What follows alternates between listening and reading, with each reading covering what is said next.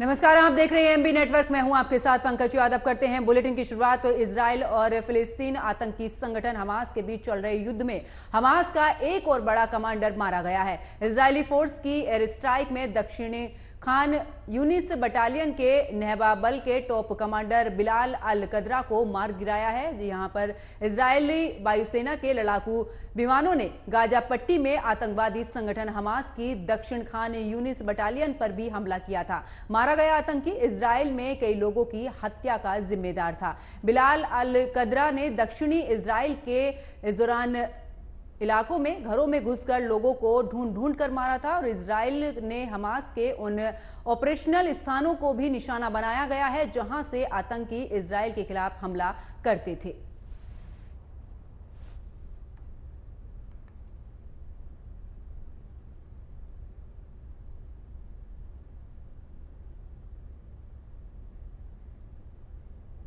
खबरों में आगे बात करते हैं जहां पर इजराइल और हमास के बीच युद्ध में भारत ने पूरी नजर बनाए रखी है। विदेश मंत्री एस जयशंकर ने सऊदी समकक्ष प्रिंस फैसल बिन फरहान से बातचीत की और हमास इजराइल संघर्ष से उत्पन्न स्थिति पर भी चर्चा की है। इसी को लेकर रिपोर्ट देखिए।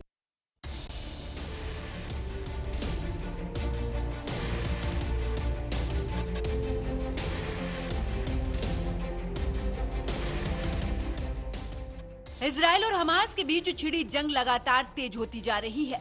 भारत संघर्ष को लेकर पैदा हुए हालातों पर नजर बनाए हुए है। इस मुद्दे पर विदेश मंत्री एस जयशंकर ने अपने सऊदी समकक्ष प्रिंस फैसल बिन फरहान से बात की। इस मुलाकात से ये साफ है कि भारत ने इजराइल और हमास युद्ध की स्थिति की जानकारी ली और उसके समाधान पर चर्चा की। विदेश मंत्री ने बताया है कि सऊदी अरब के विदेश मंत्री फैसल बिन फरहान से बातचीत की गई। उन्होंने कहा कि बातचीत में मिडिल ईस्ट की गंभीर स्थिति पर चर्चा की गई। तो वहीं विदेश मंत्रालय का कहना है कि अंतर्राष्ट्रीय मानवीय कानून का पालन करना एक सार्वभौमिक दायित्व है और आतंकवाद से लड़ना एक वैश्विक जिम्मेदारी।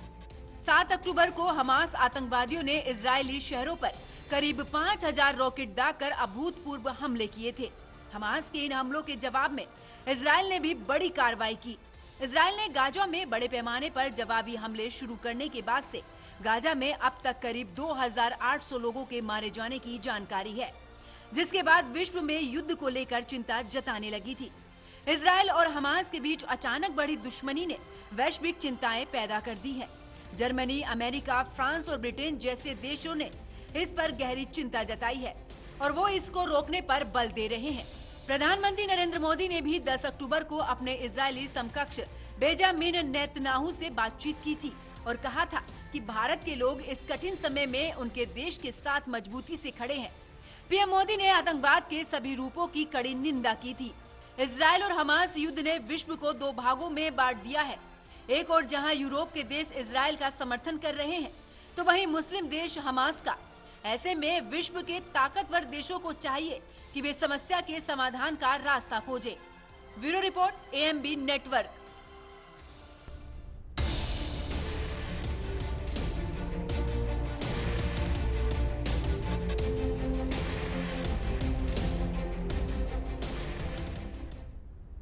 खबरों में आगे बात करते हैं जहां पर राजस्थान पब्लिक सर्विस कमीशन के मेंबर कर्नल केसरी सिंह विवाद में कांग्रेस खासकर मुख्यमंत्री अशोक गहलोत को कितना नुकसान हो सकता है, ये सवाल इसलिए पूछा जा रहा है क्योंकि केसरी सिंह विवाद में अशोक गहलोत ने अपनी गलती स्वीकार की है। गहलोत के माफी मांगने पर बीजेपी ने भी तंज कसते हुए कहा है कि आखिरकार कब तक गलतियों पर गलतियां करेंगे अशोक गहलोत जी। एक तरफ आदर्श आचार संहिता लग रही है और वहीं दूसरी तरफ की अगर बात की जाए तो आप राजनीतिक उद्देश्यों की पूर्ति के लिए संवैधानिक तंत्रों का जो बेजा इस्तेमाल कर नियुक्तियों की जो रेवड़ियां बांट रहे थे। आचार संहिता लगने से कुछ घंटे पहले राजस्थान सरकार ने बड़ा फैसला करते हुए आरपीएससी में भी कर्नल केसरी सिंह राठौड़ और प्रोफेसर अयूब खान के साथ में कैलाश चंद मीणा को नियुक्त किया था। नियुक्ति के कुछ घंटे बाद ही केसरी का पुराना वीडियो सोशल मीडिया पर जमकर वायरल होने लगा है और वायरल वीडियो में कर्नल केसरी सिंह जाट और गुजरात दूसरों को लेकर अभद्र टिप्पणी करते हुए भी दिखाई दे रहे थे। और एक वीडियो में केसरी सिंह कांग्रेस के प्रदेश अध्यक्ष गोविंद सिंह डोटासरा पर भी विवादित टिप्पणी कर रहे थे। और उसके बाद अब आखिरकार जिस तरीके से ये मामला फिर से गर्माता नजर आया है, खुद मुख्यमंत्री अशोक गहलोत ने भी इसको लेकर अब अपनी गलती स्वीकार की है।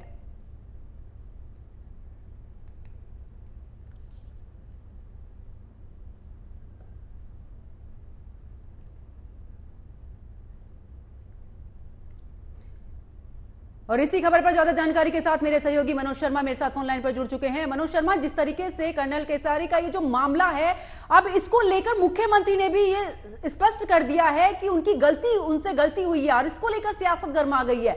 आखिरकार राजस्थान में अब किस तरीके से सियासत? आचार संहिता लगने से कुछ घंटे पहले ही आरपीएससी 3 सदस्यों की जो नियुक्ति की गई थी वो विवादों में गिरती नजर आ रही है, क्योंकि जिस प्रकार से केसरी सिंह की नियुक्ति की गई थी उस पर बीजेपी ने भी सवाल उठाए थे। लेकिन क्योंकि बीजेपी के जो राजेंद्र राठौड़ है, नेता प्रतिपक्ष हैं आज की तारीख में, और उन्होंने भी ट्वीट करके जो है केसरी सिंह के बारे में लिखा था। लेकिन जो चूरू की जनता है, क्योंकि वो चूरू से विधानसभा चुनाव लड़ते हैं, तो वहां की जनता ने भी राजेंद्र राठौड़ को जो है खरी खोटी सुनाई और उन्होंने कहा कि केसरी सिंह के बारे में अब कोई भी समाज के लोग नहीं बोल रहे हैं। और जिस प्रकार से मुख्यमंत्री ने दिल्ली के अंदर में बाइट देके कहा कि केसरी सिंह की नियुक्ति हमारे लिए बहुत गलत साबित हुई है, तो अपने आप में एक बहुत बड़ा प्रश्न थी सरकार, क्योंकि लगातार भाजपा आरोप लगाती हुई आई है। लेकिन क्योंकि आरपीएससी के जो जितने भी अभी पेपर लीक प्रकरण हुए और इनके जो पुराने सदस्य हैं वो आज ईडी और सीबीआई की नजरों में है और कुछ जेल में भी है पेपर फाइल लीक मामले के अंदर में। लेकिन अब क्योंकि मुख्यमंत्री ने भी साफ तौर पे ट्वीट करके और प्लस मीडिया को बाइट देके कहा है कि ये नियुक्ति जो है ये हमारे लिए सिद्धर्थ साबित हो रही है और हमने बहुत बड़ी गलती की है। मनोज, लेकिन जिस तरीके से ये जो विवादित बयान थे इनके केसरी के सामने आए थे, क्योंकि वीडियो भी वायरल हुआ है, उसके बाद से जाट समुदाय या फिर गुर्जर समुदाय की अगर बात की जाए तो कहीं ना कहीं इसका नुकसान ना हो जाए कांग्रेस को। बिल्कुल, देखिए निश्चित तौर पे, क्योंकि केसरी सिंह को जैसी नियुक्ति दी गई थी, गहलोत ने उन्हें शिष्टाचार मुलाकात के लिए बुलाया था, लेकिन वो गए नहीं गहलोत के बुलाने पर भी। और क्योंकि इनके पुराने वीडियो वायरल हो रहे हैं, उस वायरल वीडियो के अंदर में इन्होंने जाट समाज और गुर्जर समाज के लिए कई ऐसी बातें बोली जिसको लोगों ने अशोभनीय करार दिया। क्योंकि जातिवाद का मामला देखा जाए तो जो भी पार्टियां, चाहे वो कांग्रेस हो, बीजेपी हो, वो किसी भी इस टाइम पर किसी भी जाति समाज को नाराज करना नहीं चाहेगी। लेकिन जैसे कहते हैं कि लास्ट टाइम पर कोई ना कोई राजनीतिक पार्टियां किसी ना किसी बयान से या किसी ना किसी नियुक्ति के चक्कर में अपने ताबूत में जो आखिरी कील ठोकती है, वो आज कांग्रेस ने ठोक दी। आरपीएससी के जो सदस्य बनाया है उन्हें नियुक्ति देकर। चलिए, बहुत बहुत शुक्रिया मनोज शर्मा हमारे साथ जुड़ने के लिए और विस्तार पूर्वक जानकारी देने के लिए। और साथ ही इसी खबर पर हमारे साथ में स्वर्णिम चतुर्वेदी कांग्रेस के प्रवक्ता जुड़ चुके हैं। स्वर्णिम जी, बहुत बहुत स्वागत है आपका एएमबी नेटवर्क पर। नमस्कार। जिस तरीके से केसरी विवाद का जो मामला है, पहले नियुक्ति और अब इसके बाद खुद मुख्यमंत्री बोल रहे हैं कि उनसे गलती हुई है। देखिए, आरपीएससी में जो नियुक्ति दी गई है वो इस आशय से दी थी कि ये सैन्य अधिकारी है और यहाँ पे पेपर लीक प्रकरण ना हो, ईमानदारी से काम हो, अनुशासन से हो, इस संदर्भ में नियुक्ति दी गई थी। और एक ये देखा गया कि जिसका रिकॉर्ड 22 साल जिसने उस पद पर सेना में काम किया, तो उससे कभी आशा नहीं की जा सकती कि वो किसी जाति विद्वेष को लेकर के बयान दें या जातिगत विद्वेष रखें, जातियों के आधार पर राजनीतिक बात कहें। ये ऐसा कल्पना नहीं होती है किसी सैन्य अधिकारी की, कम से कम, क्योंकि जो सेना में रहते हैं वहाँ पे सेना में जाति धर्म और इससे ऊपर उठ करके देश हित के लिए कार्य किया जाता है। इसीलिए एक सैन्य अधिकारी को जिसकी 22 लेकिन स्वर्णिम जी, जिस तरीके से देखा है कि वीडियो में भी चाहे जाट समुदाय हो या फिर गुर्जर समुदाय हो, यहाँ तक कि कांग्रेस के नेता को भी उन्होंने अभद्र टिप्पणी उनको लेकर की है, और ऐसे में इस तरीके से कदम उठा लेना सरकार की तरफ से। देखिए, बिल्कुल आप सही कह रहे हैं कि जो टिप्पणियां आई नियुक्ति के बाद ये सब सामने है, क्योंकि हमने देखा कि उनका तो कोई सोशल अकाउंट, जो मीडिया अकाउंट है वो डिलीट हो गया था, लेकिन ये समय समय पाई है, तो ये बड़ी अशोभनीय टिप्पणी है, निश्चित रूप से आहत करने वाली है। और ये माना हमने कल्पना नहीं की थी कि 22 वर्ष तक सेना में कई काम करके आए 1 साल पहले, और आकर उसके मन में इतना मतलब विद्वेष हो, ये कल्पना नहीं थी। लेकिन हाँ, ये गलत है इस तरह की टिप्पणियां, चलिए, बहुत बहुत शुक्रिया स्वर्णिम चतुर्वेदी जी हमारे साथ जुड़ने के लिए और अपनी तरफ से पक्ष रखने के लिए। खबरों में आगे बात करते हैं, जहां पर झोटावाड़ा से टिकट मिलने के बाद बीजेपी उम्मीदवार कर्नल राज्यवर्धन सिंह राठौर ने जयपुर में झारखंड महादेव मंदिर में पूजा अर्चना की और उसके बाद से राज्यवर्धन सिंह राठौर ने अपने विधानसभा इलाके में चुनावी दौरे की भी शुरुआत की है। इस मौके पर राज्यवर्धन सिंह राठौर ने कहा कि हम पीएम मोदी के विजय के साथ चुनाव प्रचार करेंगे और उनकी योजनाओं के नाम पर जनता के वोट मांगेंगे। उन्होंने ये भी कहा है कि मैं एक सैनिक हूं और सैनिक का एक नियम होता है कि वो भगवान के दर्शन करने के बाद ही हर काम की शुरुआत करते हैं। राज्यवर्धन सिंह ने आगे ये भी कहा है कि पूजा अर्चना के बाद उन्होंने कर्नल सांगा की प्रतिमा पर भी माल्यार्पण कर अपने चुनावी दौरे का श्री गणेश किया है।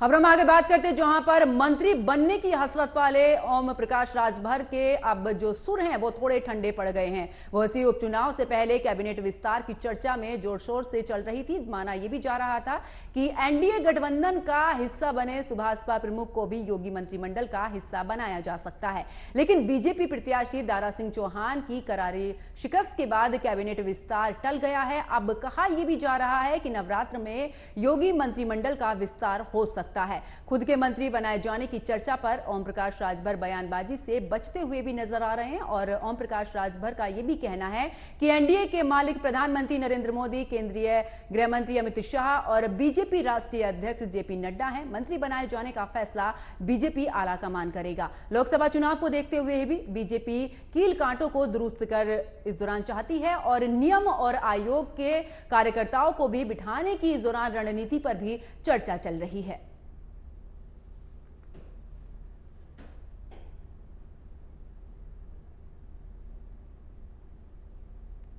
खबरों में आगे बात करते हैं, जहां पर प्रधानमंत्री नरेंद्र मोदी के कुमाऊं दौरे को लेकर कांग्रेस के बड़े नेता इसे असफल करार दे रहे हो, लेकिन वहीं पार्टी के कुछ नेता पीएम मोदी और सीएम पुष्कर सिंह धामी का हाथ जोड़कर इस दौरान आभार जता रहे हैं। ऐसा ही कुछ धारचूला से कांग्रेसी विधायक हरीश धामी ने भी पीएम मोदी के सीमांत इलाके के दौरे के लिए हाथ जोड़कर आभार जताया है। कांग्रेस विधायक हरीश धामी ने कहा है कि आदि कैलाश, पार्वती कुंड और जागेश्वर धाम आने से क्षेत्र का विकास होगा। उन्होंने कहा कि पीएम मोदी के सीमांत इलाके में आने से धारचूला ही नहीं बल्कि पूरे उत्तराखंड के पर्यटन को गति मिलेगी। इतना ही नहीं, सीमांत इलाके के रुके विकास कार्यों को भी गति मिलेगी। कांग्रेस के कुछ बड़े नेताओं ने पीएम मोदी के दौरे को लेकर हवा हवाई बताया था, लेकिन अब कांग्रेस विधायक हरीश धामी के बयान ने पार्टी के लिए नई मुसीबत खड़ी कर दी है। उसके लिए मैं माननीय प्रधानमंत्री नरेंद्र मोदी जी का बहुत बहुत धन्यवाद करता हूं और साथ ही माननीय मुख्यमंत्री जी का धन्यवाद करता हूं कि आपने दूरस्थ क्षेत्र हमारा जो है आदि कैलाश और गुंजी जैसे क्षेत्र का भ्रमण किया, जिससे निश्चित तौर पर केवल धारचूला विधानसभा को ही नहीं पूरे उत्तराखंड को पर्यटन की दृष्टि से बहुत ज्यादा जो है इसका फायदा मिलेगा और जो वहां पर विकास कार्य रुके हैं वो विकास कार्य भी तत्काल प्रभाव से शुरू होंगे। उसके लिए मैं माननीय प्रधानमंत्री जी का बहुत बहुत आभार व्यक्त करता हूं और उनका बहुत बहुत धन्यवाद करता हूं अपने समस्त विधानसभा क्षेत्र धारचूला की ओर से, और साथ ही माननीय मुख्यमंत्री जी का भी बहुत बहुत धन्यवाद और आभार व्यक्त करता हूं। जय हिंद, जय भारत, जय उत्तराखंड। इस दृष्टि से बहुत ज्यादा जो है इसका फायदा मिलेगा। खबरों में आगे बात करते हैं, जहां पर केला काटने की प्रक्रिया के साथ ही दुर्गा पूजा की शुरुआत हो गई है। दिनेशपुर दुर्गा मंदिर आंगन में बंगाली समाज की महिलाएं इकट्ठा होकर देवी दुर्गा मां की जयकारा लगाते हुए 7 स्थानों में केले के पेड़ की विधि पूर्वक इस दौरान पूजा की है। इसके बाद केले के पेड़ को काटकर केला के जो सिर है उसको अपने सिर पर रखकर दुर्गा मंदिर में ले जाया जाता है और इस फल को देवी मां के प्रसाद के रूप में भोग लगाया जाता है। इसके साथ ही दुर्गा पूजा की शुरुआत हो जाती है। दुर्गा पूजा कमेटी के अध्यक्ष मनोज राय ने भी बताया है कि 20 अक्टूबर से षष्ठी पूजा के साथ ही 5 दिनों तक दुर्गा मां की पूजा की जाएगी और इस अवसर पर भव्य मेले का भी आयोजन किया गया है। कदली छेदन का कार्यक्रम हुआ है और आज से ही ये जो केला लेके जाते हैं हम लोग दुर्गा मंदिर में और वहीं पर माँ के सामने रखा जाता है और वहीं से जो है षष्ठी से, इसके बाद षष्ठी से पूजा का आरंभ हो जाता है और षष्ठी से लेकर दशमी तक नित्य पूजा होती रहेगी। माँ शारदीय पूजा का आगाज ये कलंदी छेदन से शुरू होती है और ये केला लेके मंदिर प्रांगण में हम स्थापित करते हैं और इस केले को पका के माँ षष्ठी से कल्परम शुरू होती है और दशमी तक इसी केले की से पूजा अर्चना की जाती है और माता से प्रार्थना करते हैं। और आज से शारदीय नवरात्रों की शुरुआत हो गई है। नवरात्रों के 9 दिन मां भगवती के सभी स्वरूपों की पूजा की जाती है। नवरात्र के मौके पर धर्म नगरी हरिद्वार में भी माता के सभी मंदिरों पर भक्तों का तांता लगा हुआ है। सुबह से ही मंदिरों में भक्तों की भीड़ जुट गई है। माता के मंदिरों में पहुंच रहे सभी भक्त मंदिरों में माता के दर्शन कर पूजा अर्चना कर रहे हैं। नवरात्रों के पहले दिन मां शैलपुत्री की पूजा की जाती है तो हरिद्वार के चंडी देवी और मनसा देवी मंदिर सहित अधिष्ठी देवी कही जाने वाली माया देवी मंदिर में भी श्रद्धालुओं की भीड़ जमा है। यहां दूर दूर से श्रद्धालु अपनी मनोकामनाएं लेकर पहुंच रहे हैं।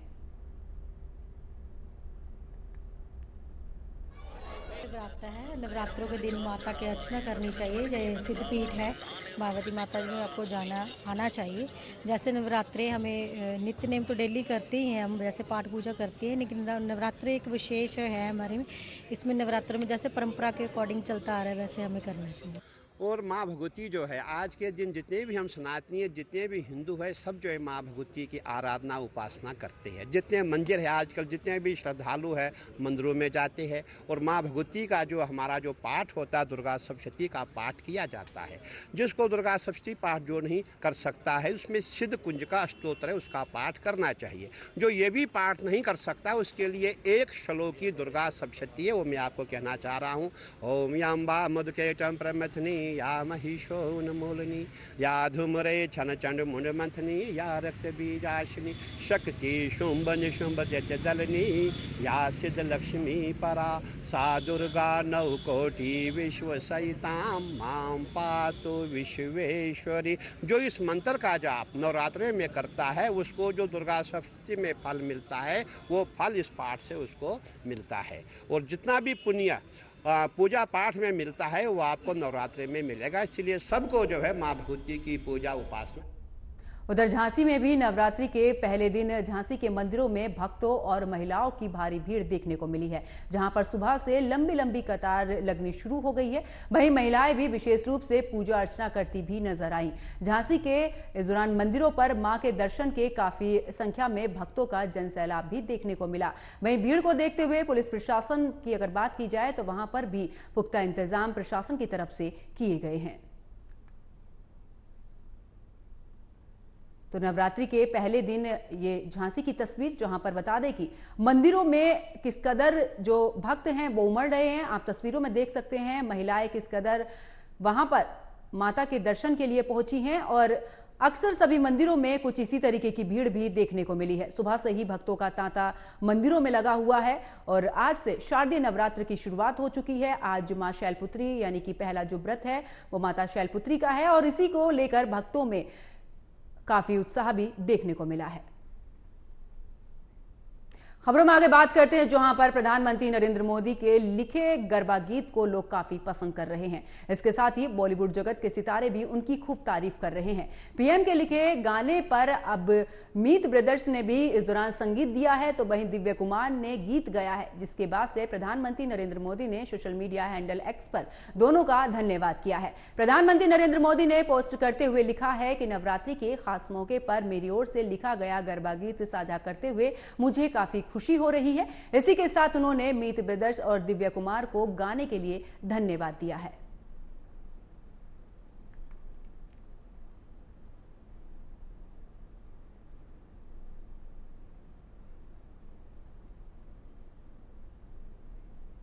खबरों में आगे बात करते हैं जहां पर छत्तीसगढ़ विधानसभा चुनाव के लिए कांग्रेस ने उम्मीदवारों की पहली लिस्ट जारी कर दी है। इसमें 30 उम्मीदवारों के नाम है। मुख्यमंत्री भूपेश बघेल पाटन और टी.एस. सिंहदेव अंबिकापुर से इस दौरान चुनाव लड़ेंगे। वहीं पार्टी ने गिरीश देवांगन को भी राजनंदन गांव से मैदान में उतारा है, जहां पर पूर्व मुख्यमंत्री रमन सिंह चुनाव लड़ रहे हैं। टिकट मिलने के बाद मुख्यमंत्री बघेल ने कहा है कि महतारी का आशीर्वाद मिल गया है और अब क्षेत्र की जनता आशीर्वाद देगी। 2018 के चुनावों में राज्य की 90 विधानसभा सीटों में से 68 सीटें जीतने वाली कांग्रेस पार्टी आगामी चुनावों में अपनी सफलता दोहराने का लक्ष्य लेकर चल रही है। पार्टी ने दुर्ग से भी इस दौरान अगर बात की जाए तो तमाम ऐसे प्रत्याशी उतारे हैं जहां पर उन्हें पूरी उम्मीद है कि इस बार फिर से कांग्रेस की सरकार बनेगी।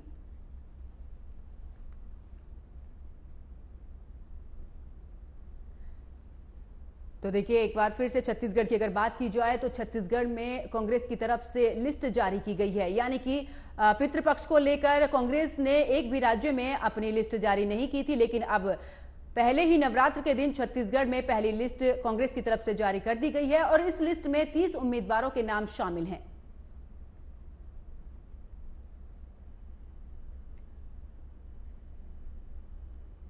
खबरों में आगे बात करते हैं, जहां पर 8 दिन पहले हमास द्वारा इजराइल पर किए गए हमले के बाद जंग तेज हो गई है। इजरायली अब लगातार हमास पर हमला कर रहा है। हमास के जिहादी आतंकियों ने जिस तरह से इजराइल के लोगों के साथ में बर्बरता की है, इसकी जितनी निंदा की जाए वो कम है। लेकिन इसके बावजूद भी कुछ भारतीय लोग फिलिस्तीन का समर्थन कर रहे हैं। इसी को लेकर रिपोर्ट देखिए।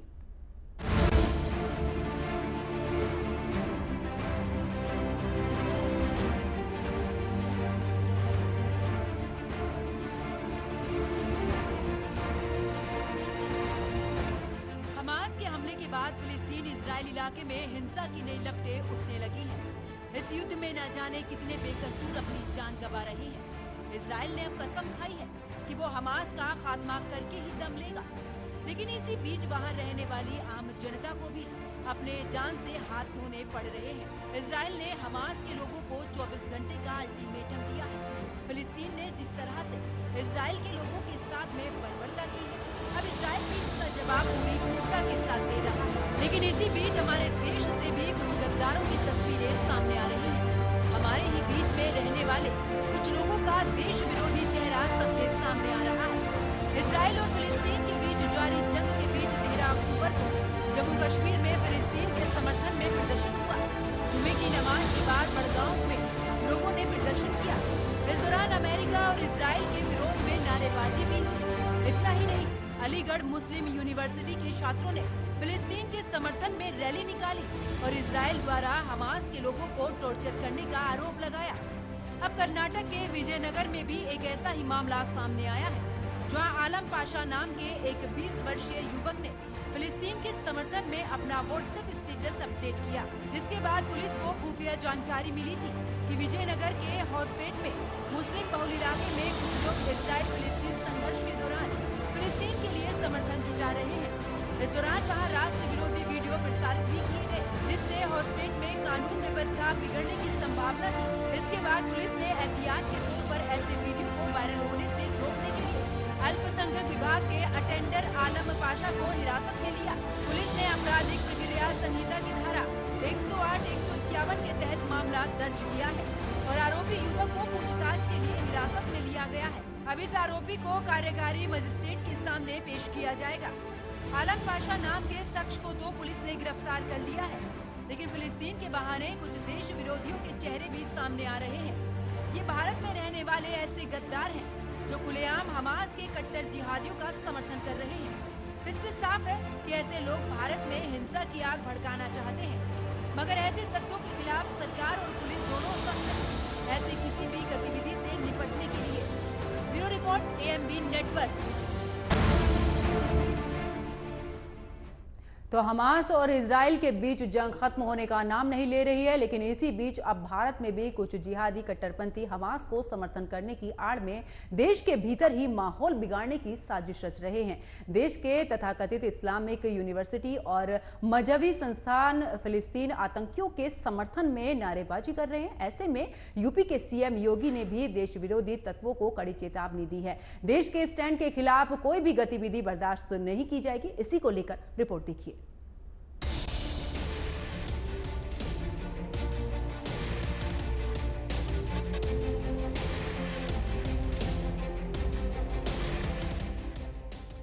कट्टर आतंकी संगठन हमास की ओर से इजराइल पर किए गए आतंकी हमले में भारत पहले ही कड़ी निंदा कर चुका है।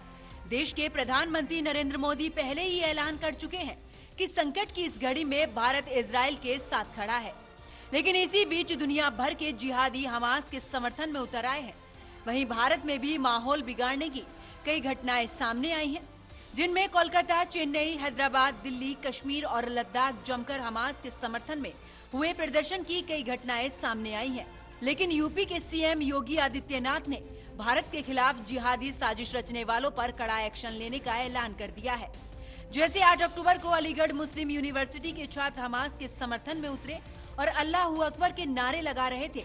शिक्षा के मंदिर में पढ़ने वाले ये छात्र आतंकियों को अत्याचार से पीड़ित बता रहे थे, जिसके बाद यूपी के CM Yogi Adityanath action mode में आ गए और पुलिस को कड़ी कार्रवाई का आदेश दे दिया गया, जिसके बाद पुलिस ने 4 लोगों के खिलाफ एफआईआर दर्ज की है।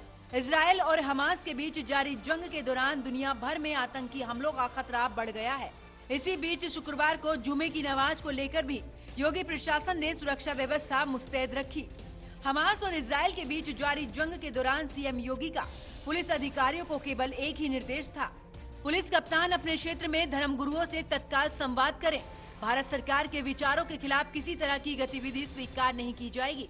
परिणाम ये निकला कि एएमयू में जिन जिहादियों की ओर से तमाम मुस्लिम लीडर से हमास का समर्थन करने की अपील की गई थी, प्रशासन के डंडे के आगे उस अपील पर पानी फिर गया। हालांकि जुमे के दिन लखनऊ की ईदगाह मस्जिद में मौलाना खालिद रशीद फिरंग महली आए। उनके नेतृत्व में फिलिस्तीन में मारे गए लोगों के लिए दुआ पढ़ी गई। लेकिन आतंकी संगठन हमास का समर्थन करने वाले कट्टरपंथी यूपी की शांति और सुरक्षा को भंग करने में नाकाम साबित हुए। Bureau report, AMB network.